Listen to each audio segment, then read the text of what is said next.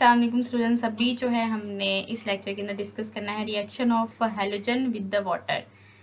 Last lecture के अंदर discuss कर चुके हैं reaction of halogens with the hydrogen. ठीक है, अभी जो है reaction of halogen with the water discuss करने लगे हैं। ठीक है, तो हमने देखा था हाइड्रोजन के साथ जब रिएक्शन किया था फ्लोरीन, क्लोरीन, ब्रोमीन, आयोडीन ने, तो सबकी जो है वो डिफरेंट कंडीशंस थी। ठीक है, डिफरेंट हमने स्टेट्स कंडीशंस पर अप्लाई की थी, तब जो है वो तब जाके जो है वो रिएक्शन परफॉर्म हुआ था। ठीक है, इसमें हम देखते हैं कि वाटर के साथ जब ये हाइड्रोजन रिएक्शन परफॉर्म करेंगी, क्या ये कंडीशन सेम होंगी? क्या आपको ऐसा लगता है? ठीक है, और अगर नहीं लगता, अगर लगता है तो फिर बताइए, अगर नहीं लगता तो फिर लेक्चर कंटिन्यू करते हैं। ओके, तो फ्लोरीन और वाटर का जब रिएक्शन होगा, जब भी कोई हेलोजन आप डालेंगी वाटर के अंदर, ठीक है, उसके साथ वाटर के साथ रिएक्शन होगा तो वाटर जो है वो डिकम्पोज हो जाएगा। In case of any halogen, ठीक है, जो that is reacting with the water, it will decompose water. ठीक है, डिकम्पोज कैसे होगा? हाइड्रोजन अलग, ऑक्सीजन अलग। ठीक है, तो कंडीशन इसके देख लेते हैं कि जब हमने फ्लोरीन का वाटर के साथ रिएक्शन करवाया, इसकी डिकम्पोजिशन हुई, ठीक है, और वो किस कंडीशंस में हुई? That are dark and cold state. Dark state मतलब के without light, and cold state मतलब at low temperature. I have put a question here कि let me tell in the comment section कि what is the difference between the temperature and heat. ठीक है, गलत बोल गई हूँ, tell me in the comment section. Okay, तो ये थोड़ी बहुत मैं कोशिश अपनी जारी रखती हूँ इंग्लिश बोलने की, तो इसको बिल्कुल आपने इग्नोर करना है। ठीक है, ओके जी। इसमें जो है हाइड्रोजन फ्लोराइड का हमारे पास 4 मॉलिक्यूल्स आ जाते हैं। बैलेंसिंग ऑफ इक्वेशन कैसे आएगा? फ्लोरीन और वाटर का रिएक्शन करवाया था हमने, तो हमें हाइड्रोजन फ्लोराइड और ऑक्सीजन मिली थी। ऑक्सीजन यहाँ पे 2 थी, यहाँ पे पहले 1 थी, फिर हमने इसको बैलेंस करने के लिए यहाँ पे 2 लगाया। ठीक है, अब फ्लोरीन यहाँ पे, अब हम यहाँ पे इसको बैलेंस करने के लिए 2 लगाते हैं, लेकिन हाइड्रोजन 4 है, उसको बैलेंस करने के लिए हमने यहाँ पे 4 लगाया। अब फ्लोरीन जो है वो 4 हो गई है, तो हमने यहाँ पे 2 भी लगा दिया। ठीक है, इस तरह से हमारी इक्वेशन जो है वो बैलेंस हो गई। अगर इसी तरह से रिएक्शन परफॉर्म करवाएंगे क्लोरीन प्लस वाटर का, क्या ये रिएक्शन जो है अंडर दिस कंडीशन होगा जो हमने फ्लोरीन और वाटर के रिएक्शन में जो है अप्लाई की थी?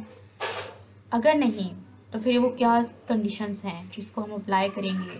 ठीक है, तो हमारा क्लोरीन जो है, जो हमारी फेवरेट हेलोजन है, ठीक है, वो इसको डिकम्पोज कर देगी। तो वो कौन सी कंडीशन है? दैट, और वो यही कंडीशन होती है कि हम इसको क्या करेंगे? सनलाइट प्रोवाइड करेंगे। ठीक है, सनलाइट को आप इस तरह से भी लिख सकते हैं, उसके अलावा आप इसको सनलाइट को इस तरह से भी शो कर सकते हैं। This is the sign that representing that is there is sunlight present in this reaction. ठीक है, ओके, तो क्लोरीन और वाटर का रिएक्शन करवाया, इसने वाटर को करवा दिया डिकम्पोज। ठीक है, जब इसकी डिकम्पोजिशन हुई तो हमें क्या मिला? हमें मिला HCl मिला। ठीक है, और प्लस हमें जो है वो HOCl मिला, हाइपोक्लोरिक एसिड मिला। ठीक है, hypochlorous HCl is a stronger acid as compared to the hypochlorous acid that is the HOCl acid. Okay, तो क्लोरीन और वाटर का जब रिएक्शन हुआ आपको नहीं लगता कि ये कंडीशंस वही अप्लाई होनी है जो कि इन सारी की सारी हेलोजन्स ने रिएक्शन परफॉर्म किया था हाइड्रोजन के साथ?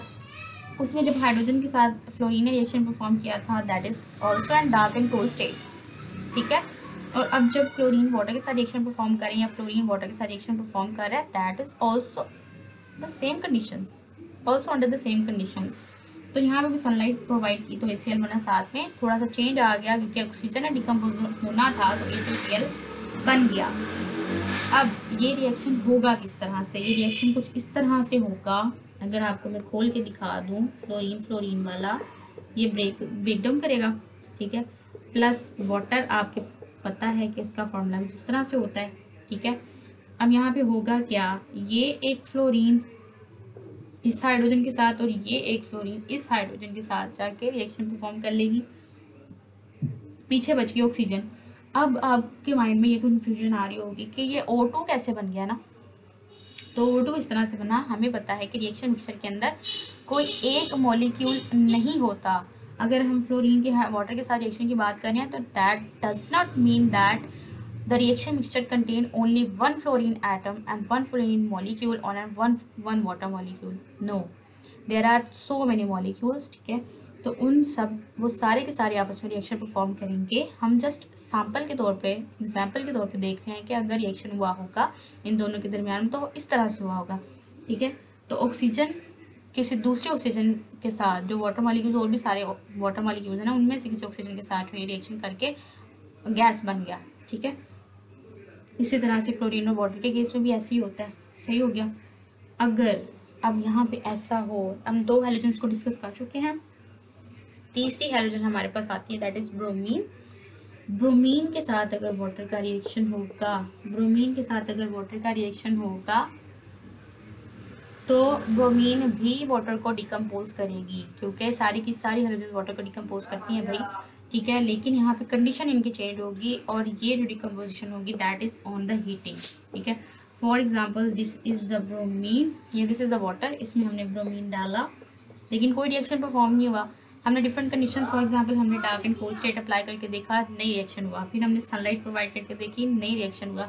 फिर हमने इसको हीट किया तो रिएक्शन परफॉर्म हुआ, ठीक है। और हमें क्या मिल गया, HBr मिल गया, ठीक है। हम इस रिएक्शन को बैलेंस कर लेते होते हैं, प्लस HOBr बन जाएगा, दैट इज वो हाइपोक्लोरस एसिड है, दिस इज हाइपोब्रोमस एसिड, ठीक है। ये एसिड्स हमारे पास बनेंगे। तो साइंटिस्ट जो है वो कंडीशंस अप्लाई करके देखते हैं कि आया अंडर व्हाट कंडीशंस हमें जो है हमारी प्रोडक्ट जो है वो मिल रही है, ठीक है। तो these are the conditions under which these reaction perform, ठीक है। अंडर दीज कंडीशंस फ्लोरीन और halogens react with the water and decomposes it, ठीक है। और हमें जो है अपनी प्रोडक्ट्स मिली फाइनल, ठीक है जी। उसके बाद आयोडीन का अगर रिएक्शन किया जाए, आयोडीन जो कि आपको पता है बहुत ही ज़्यादा वीक कह सकते हैं हम इसको, हैलोजन है, ठीक है। इलेक्ट्रोनेगेटिविटी के लिहाज से इसकी कोई इलेक्ट्रोनेगेटिविटी कोई स्ट्रॉन्ग नहीं होती, बहुत ही वीक हो जाती है। साइज बड़ा होने की वजह से न्यूक्लियस का आउटरमोस्ट शेल के इलेक्ट्रॉन के ऊपर होल्ड काफ़ी वीक होगा, ठीक है। जब ये वीक होगा तो जाहिर सी बात है किसी और के साथ रिएक्शन परफॉर्म नहीं होगा, ठीक है जी। तो यहाँ पे कोई रिएक्शन परफॉर्म नहीं होता। लेकिन हाइड्रोजन के साथ आयोडीन ने रिएक्शन परफॉर्म किया था, ठीक है। That is on heating and in the presence of sunlight, ठीक है। तो डिफरेंट कंडीशंस में रिएक्शन परफॉर्म होता है। अगर आपका कंपाउंड डिफरेंट है तो डिफरेंट कंडीशन अप्लाई करने से भी, जब यहाँ पे जो हाइड्रोजन के साथ जिस कंडीशन में हीटिंग और सनलाइट में इसने रिएक्शन दे दिया था लेकिन वाटर के साथ रिएक्शन नहीं दिया, ठीक है। तो there will be no reaction. I hope it's clear. Do you have any question? Let me know in the comment section. Okay.